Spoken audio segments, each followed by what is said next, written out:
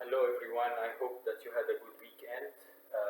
I have got some questions from JE, Melissa, and Maya.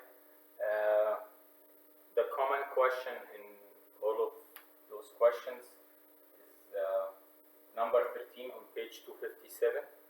I decided to do this differently because it will take a lot of time, so I wrote the answers and I'm going to explain the answers instead of doing the question here in front of you. So I wrote the answers and I'm going to explain. So the question says, I go to the other side. The question says, we have a circle and we have an isosceles triangle. The measure of this angle is 2 theta, so this is theta and this is theta. And we need to find the value of the angle theta that will maximize the area of this isosceles triangle. Okay, I want to, so the picture is drawn. What we need to maximize the area. So the area of any triangle is 1/2 base times height, 1/2 base times height. The base I called because this bisects the base, so this part is x and this part is x, so the base is 2x. And the height, I divided the height into 2 parts. From the top here to the center is r, this is the radius, and the remaining part I call it L. Okay? So the area is now 1/2 base, which is 2x, times the height, which is r plus L. The 2 and the 2 cancels out, so this is the area. The problem is I'm having 2 variables here, x and L. R is constant. This is the area, this is the radius of the circle. It will never gonna change. So R is constant. There is no problem with the R. X and L are 2 variables. I cannot work while I'm having 2 variables, so I must try to switch from one variable to the other, or make the 2 variables in terms of a 3rd variable.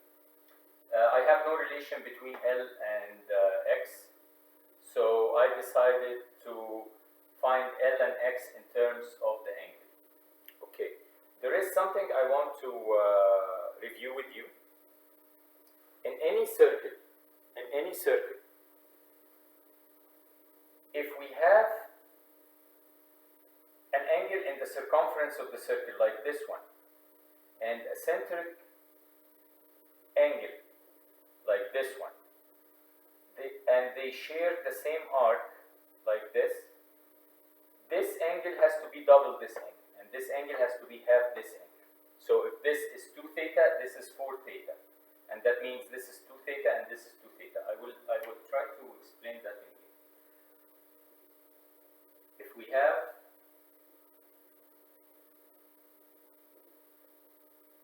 this is theta, this will be 2 theta.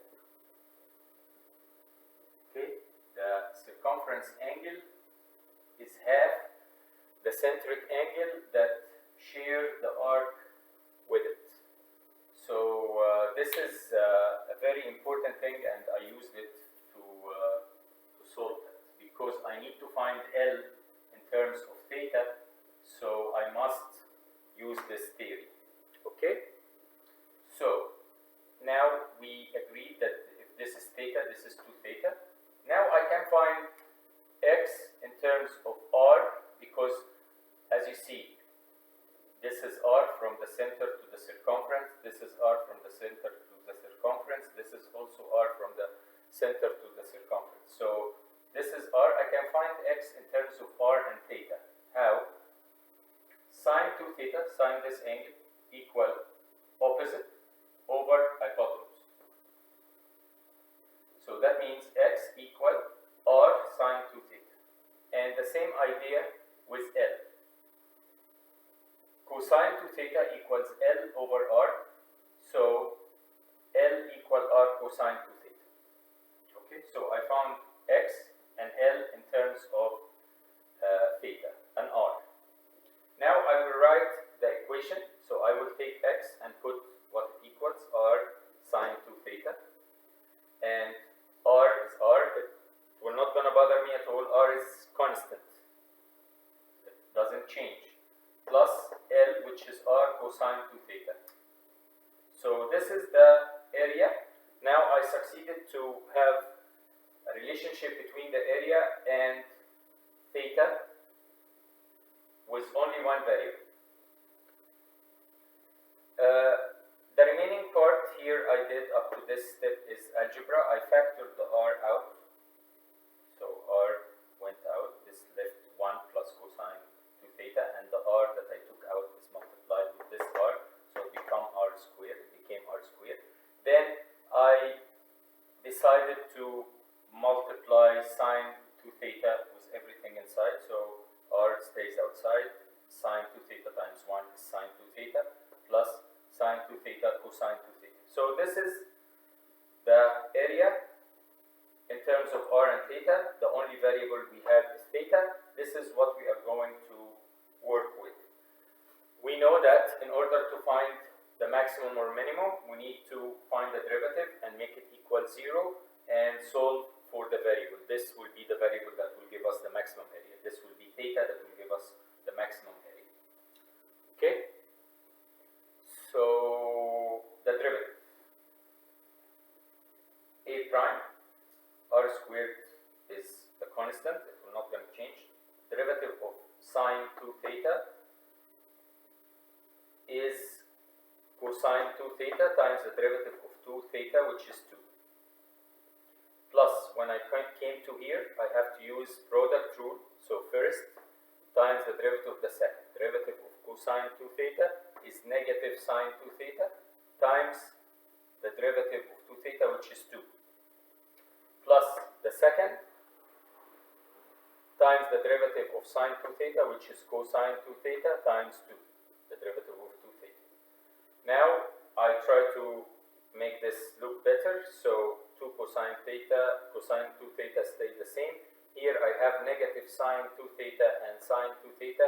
That's negative 2, and there's 2 here. This is negative 2 sine 2 theta. Sine squared 2 theta.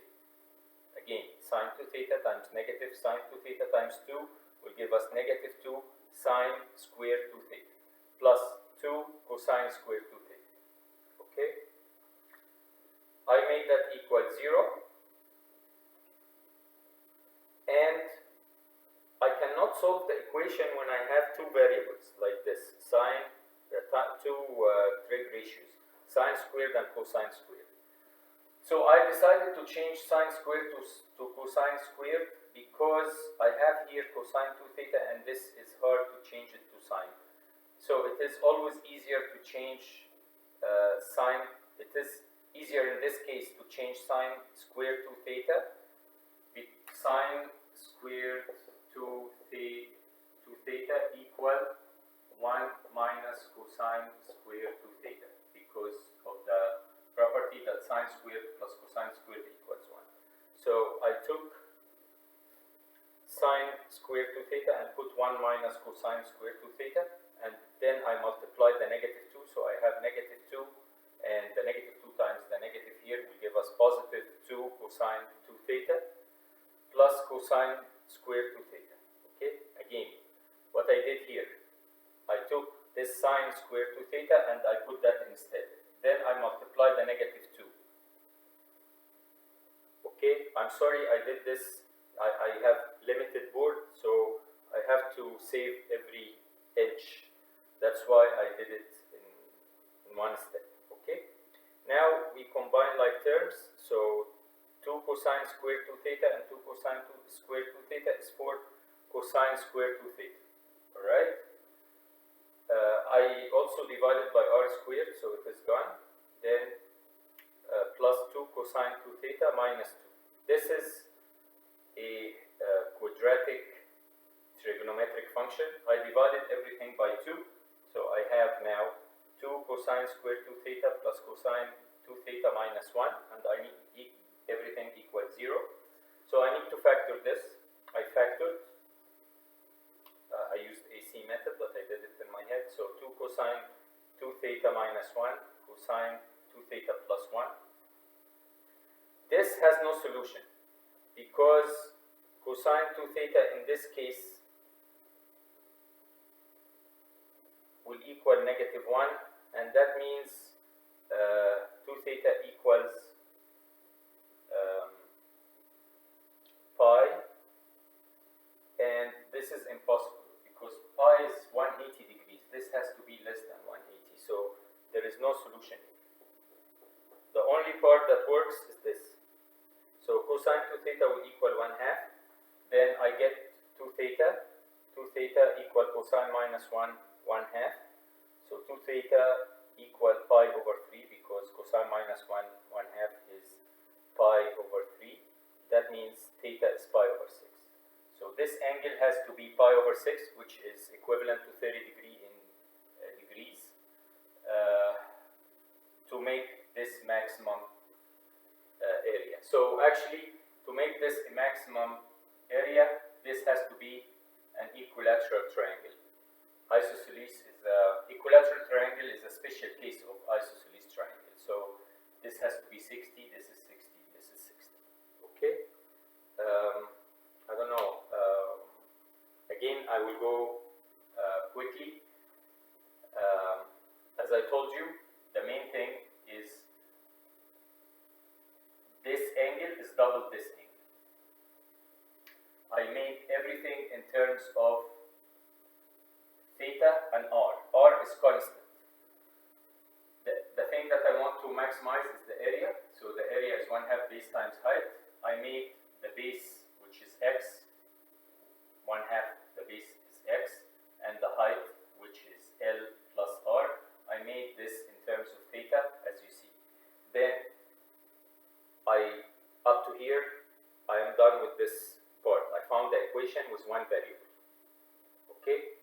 What I need to do now is to find the derivative and make it equal 0. Derivative work, some algebra work inside. Up to here, this is what we learned in advanced functions. I solved it for the angle. Okay? So please, you can write this down. I prefer that you have the answer and you hide the answer and try to do the problem now by yourself. Okay? So see you in the next video. Bye.